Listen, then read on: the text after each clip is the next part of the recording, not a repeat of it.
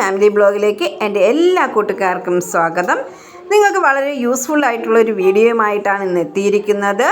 ഇത് നമ്മുടെ വീട്ടിലൊക്കെ കാണപ്പെടുന്ന വളരെ സുഗന്ധമേറിയ രാമതുളസിയാണ്. അപ്പോൾ രാമതുളസിയുടെ ഉപയോഗങ്ങളെക്കുറിച്ചിട്ടാണ്. ഇതിൻ്റെ ഇലയും തണ്ടും ഉണക്കി പൊടിപ്പിച്ചിട്ട് പുകച്ചു കഴിഞ്ഞാൽ കൊതുകുകളും ചെറിയ പ്രാണികളൊക്കെ പോകും. ഈ രാമതുളസിയിൽ നിന്നും വേർതിരിച്ചിട്ട് ഒരു എണ്ണ എടുക്കുന്നുണ്ട്. ഈ എണ്ണയെ നമ്മൾ അസ്ഥിര എന്നാണ് വിളിക്കുന്നത്. ഈ അസ്ഥിര എണ്ണ ഉപയോഗിച്ച് കുട്ടികളിലെ ചെവിവേദനയും പല്ലുവേദനയൊക്കെ മാറാൻ സഹായിക്കുന്നു.